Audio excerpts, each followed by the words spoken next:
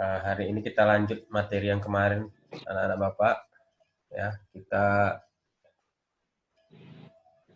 kita lanjut materi tentang listrik AC.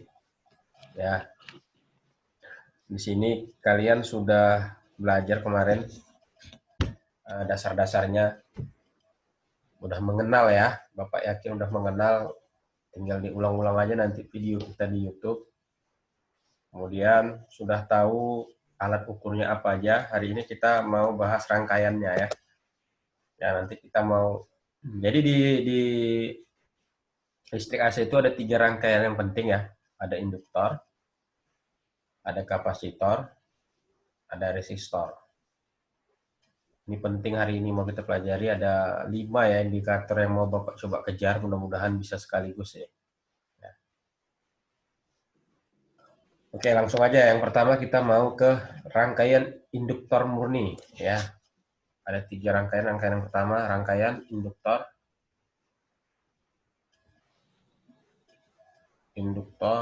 murni.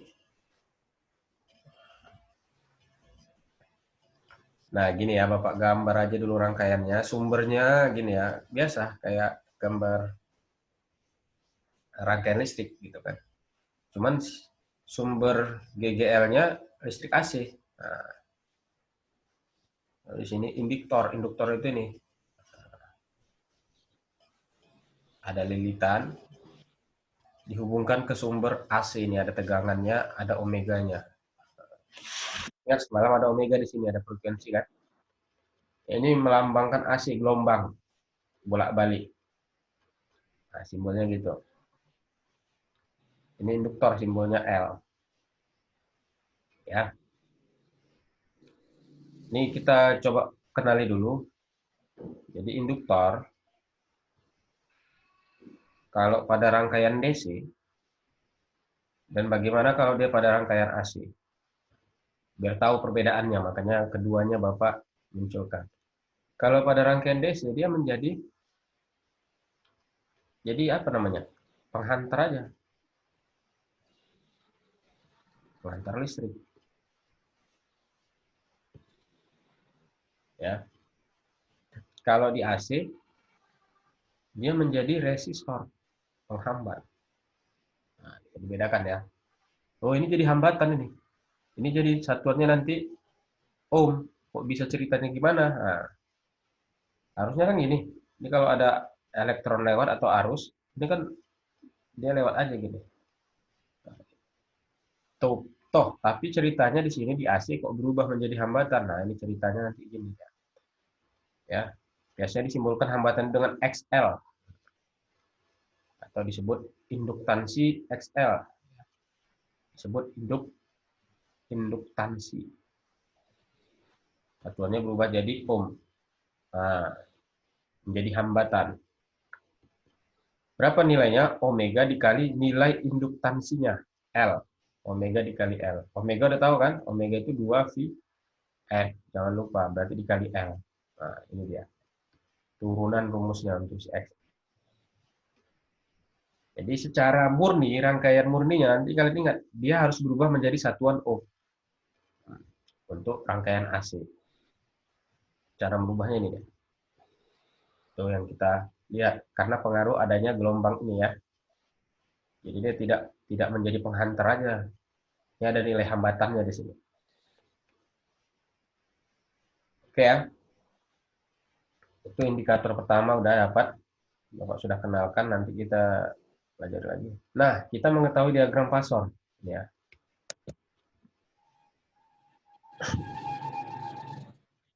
Oh, ada suara roti itu lewat. Oke, kita lanjut ya. Jadi sebelum kita ke diagram Poissonnya, kita harus tahu sifatnya. Sifat-sifat induktor ini. Nah, sifat-sifat rangkaian ini gimana? Pertama, dia bersifat induktif, ya kan? Induktif artinya lebih sifat berpengaruh terhadap kalau ada komponen lain, dia lebih mempengaruhi gitu. Mempengaruhi agar terjadinya medan, sini kan ada medan magnet ini kan. Nah, gitu. Lalu sifat kedua, tegangannya tegangannya mendahului arus.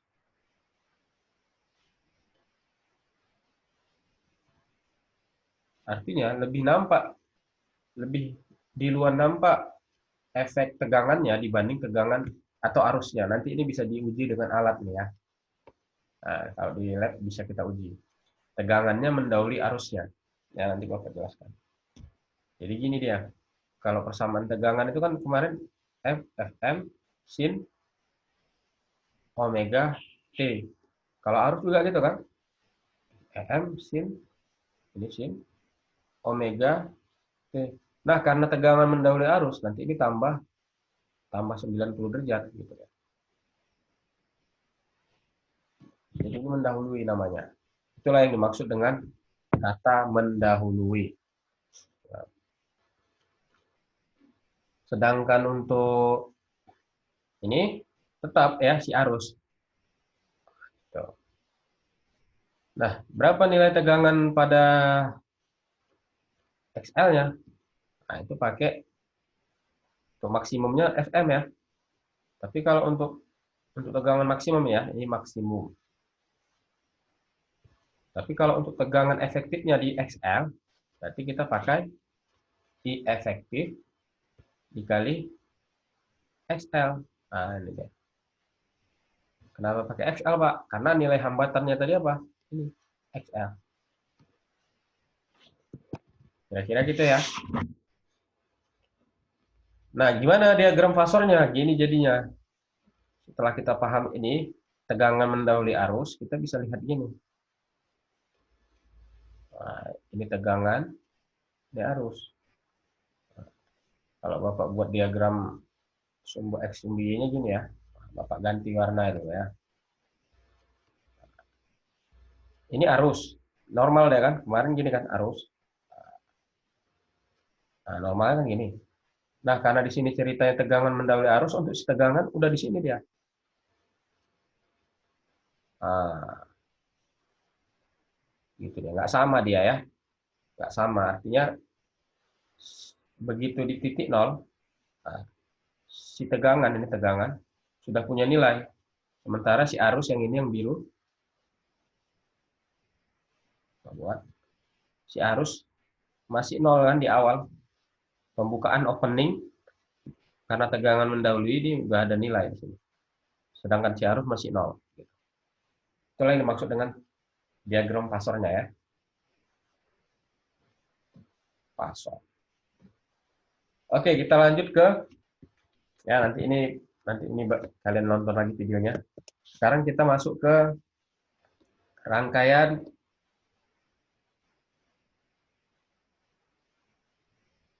kapasitor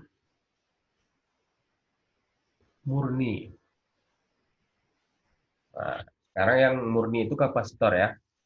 Kalau Bapak gambar gini deh. Kapasitor ini gini. Udah belajar kemarin kan yang di listrik. Di listrik dinamis ya kan yang biasa. Sumbernya sama AC. Nah, menghasilkan arus. Nah, kira-kira gini. Tegangan omega ada di situ. Ini AC ya. Ini kapasitor. Nah, ini kapasitor. Simbolnya C. Ya kan? Udah belajar ini kemarin. Nah, kita lihat dulu. Kapasitor pada DC dan AC gimana? Kita lihat perbedaannya biar supaya paham kan. Pada DC dia bersifat apa nih? Isolator kan? Bisa nggak elektron melompat? Nggak bisa. Artinya dia menyimpan. Ya, dia bersifat isolator. Nah, isolator artinya menghambat aliran listrik. Atau sebenarnya sifatnya menahan atau menyimpan di sini kan. Tapi pada AC dia bersifat resistor. Nah, balik lagi ke resistor. Berarti ini satuannya nanti ketika di listrik AC menjadi XC.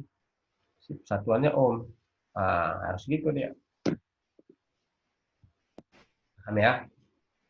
Jadi kalau masuk ke rangkaian AC semuanya harus jadi resistor. Nah, ini resistor ohm. Nanti simbolnya XC. Kalau tadi XL ini XC. C kapasitor ya. Kalau tadi L induktor. Nilainya ini nanti 1/omega dikali C.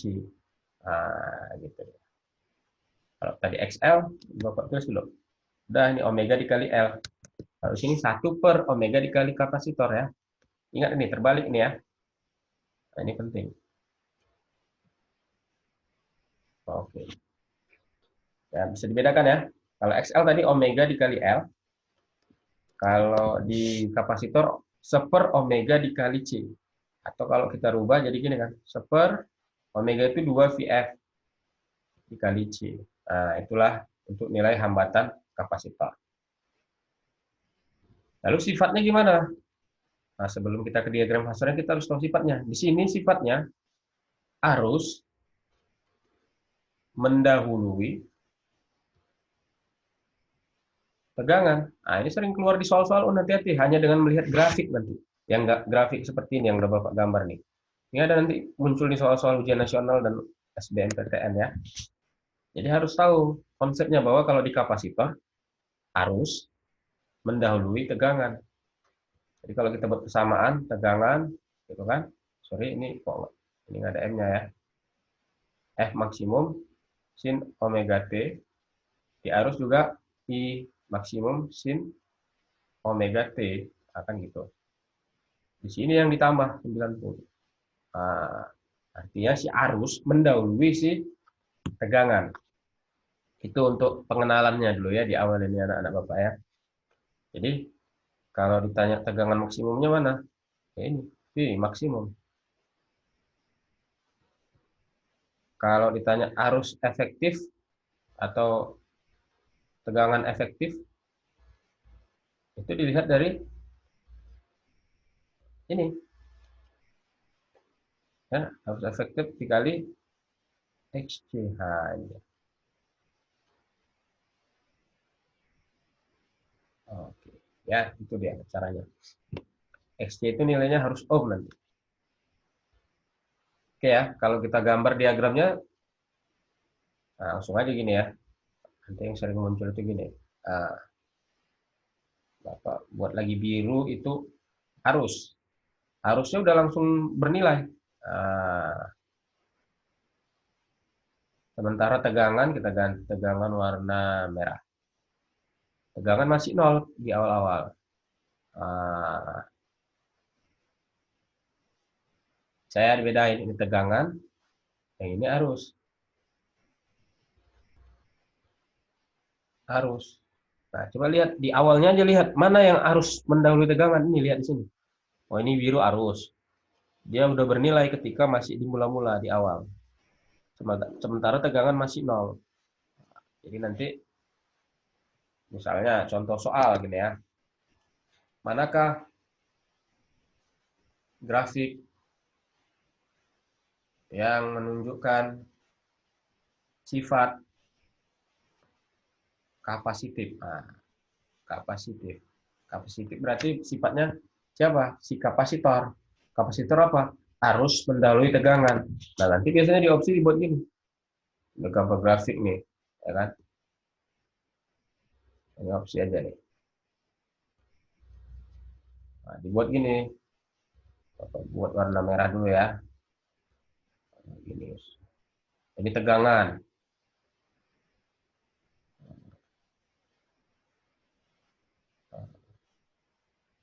Begini. Baru arus warna putih lah ya, arus.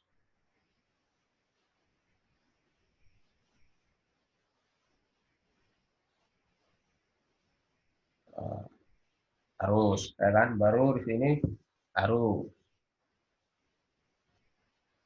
Arus. Arus. Nah, ini kira-kira. Mana yang tepat jawabannya? Ini arus, yang putih, ini tegangan yang merah. Maka jawabannya, karena dia bersifat kapasitif, jadi minta soal, arus mendahului tegangan. Nah, nilainya ini yang benar. Nah, gitu kira-kira. Kalau ini C, berarti jawabannya C gitu. Nah, ini sering muncul di soal-soal ya. Jadi, pahami grafiknya, siapa yang pertama bernilai itulah yang mendahului. Oke, udah dua ya Bapak jelaskan. Kapasitif murni dan induktor murni. Nah, kalau di induktor sifatnya induktif ya, biasanya di soal induktif. Kalau di kapasitor bersifat kapasitif. Nah, yang terakhir, untuk yang murni ini Bapak coba jelaskan rangkaian. Berarti kalau udah ada induktor, ada kapasitor apa yang belum? Rangkaian, resistor, murni. Nah, ini ada tiga ya, ingat ya. Induktor, kapasitor, dan terakhir adalah Resistor murni. resistor ya. Jadi kalau resistor murni itu gimana? Kita gambar dulu. Resistor udah tahu gini kan. Sumbernya AC. Oke, ada tegangan, ada omega. Baru gimana resistor? Kalau pada rangkaian DC, pada rangkaian AC. Udah pada rangkaian DC dia bersifat resistor. Pada AC juga resistor. Nggak ada yang bingung kita di situ. Cuman sifatnya nanti resistif namanya. Ya, resistif. Ya nilainya tetap ohm. Maksud resistif itu tadi apa? Nilai XL-nya nanti sama dengan nilai XC-nya. Nah, salah gambar ya. Pak coret aja lah ya. XL-nya sama dengan nilai XC. Nah, akhirnya sifatnya apa nanti? Sifatnya arus dan tegangan bersamaan. Bersamaan ya. Jadi kalau tegangan tadi ini persamaannya sin omega T, maka arus juga sin omega T. Nggak ada yang mendahului, sama-sama sin omega T ya. Ini sama seperti penjelasan yang kemarin. Pertemuan kemarin. Jadi kembali ke persamaan normal. Kalau kita gambar diagramnya, ya udah gampang aja kan, misalnya arus itu yang biru, tegangan yang merah, ya sama. Nah, ketemu dia sepase dia. Atau bahasa fisikanya sefase ya. Spasi artinya sudutnya sama gitu. Nah, di titik pertama misalnya ya, sama-sama 0. Di sini sama-sama 0 ketemu dia, sepase namanya. Ini arus, ini tegangan, ini arus.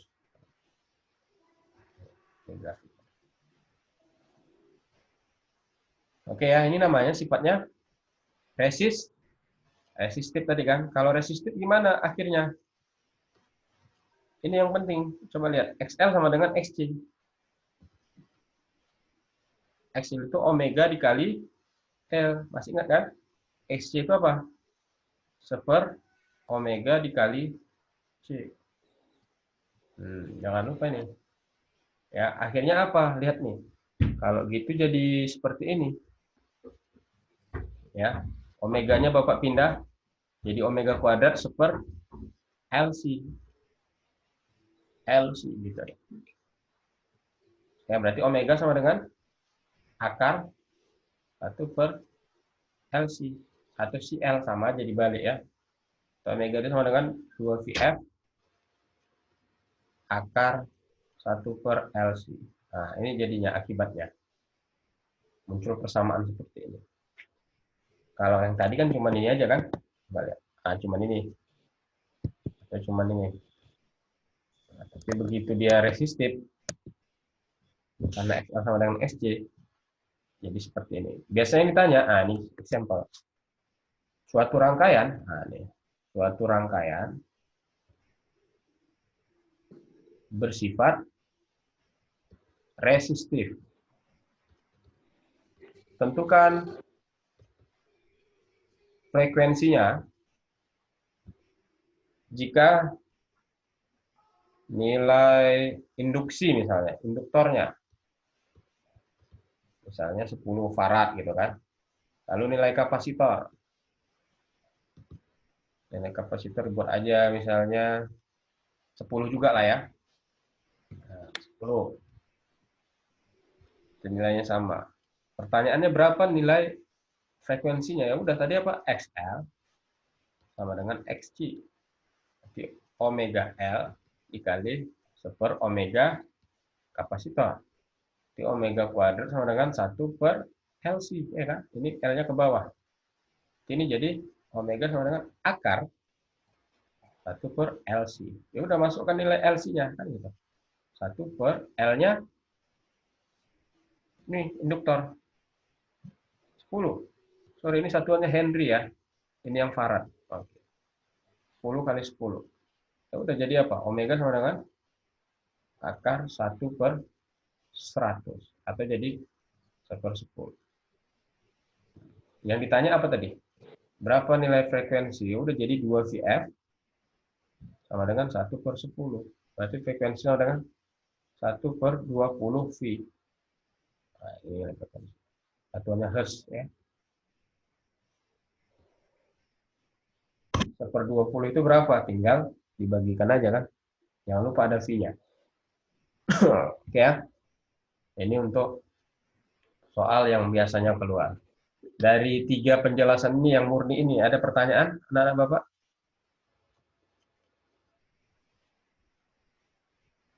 Halo? Tidak, Pak. Tidak, Pak. Aman ya? Masih aman, Pak. Masih aman. Nah, besok, ini kalau besok pula. Hari Rabu, minggu depan, Bapak mau gabung nih, nanti kalian pelajari ya. Resistor, induktor, sama kapasitornya Bapak gabung. Nah, menjadi satu rangkaian yang tersusun seri dengan sumber tegangan AC. Wah, ada tegangan, ada omega. Ini resistor, ini induktor L, ini kapasitor C. Biasa disebut rangkaian RLC. Nah, ini sering digunakan. Bapak gabung yang 3 tadi. Ya. Kalau sekarang Bapak mau jelaskan nanggung kayaknya, karena ini agak panjang. Apa yang terjadi pada ketiganya ini ketika mereka digabung. Tapi sebagai gambaran, kalian pelajarin dulu ya. Apa itu rangkaian RLC? Satuannya ini nanti berubah jadi ohm. Ya kan? Yang ini harus jadi ohm. Berarti XL. Yang ini juga harus jadi ohm. Berarti jadi XC. Nah, sepintas kalau udah ohm apa? Seri ini kan? Kalau seri berarti rangkaian hambatan seri kalian jumlahkan aja kan? Iya, kalau di rangkaian DC iya, tapi ini AC. Ternyata nggak bisa main jumlah aja. Ya, tidak bisa langsung dijumlahkan. Misalnya nilainya 10, 10, 10 dijumlahkan aja jadi 30, nggak bisa gitu. Ya. Tapi dia ada perhitungannya. Nah, inilah nanti di hari Rabu akan kita perdalam. Kalau memang nggak ada pertanyaan, nah kita akhiri untuk hari ini. Tapi kalau masih ada, Bapak persilakan.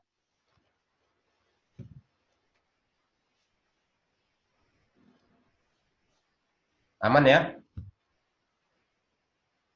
Aman, Sir. Alhamdulillah. Berarti gampang pelajaran fisika ini ya. Nggak ada yang mau nanya, ya kan? Berarti mudah ya. Mudah-mudahan betul-betul mudah dan insya Allah nanti Bapak upload semuanya di psikologi. Atau langsung nanti ke grup WhatsApp ini. Nggak apa-apa Bapak share. Oke ya. Itu aja untuk hari ini. Kalau memang tidak ada pertanyaan, Bapak serahkan ke mana ini? Operator kita. Thank you. Assalamualaikum warahmatullahi wabarakatuh. Waalaikumsalam warahmatullahi wabarakatuh. Mohon maaf atas Waalaikumsalam warahmatullahi wabarakatuh. Thank you.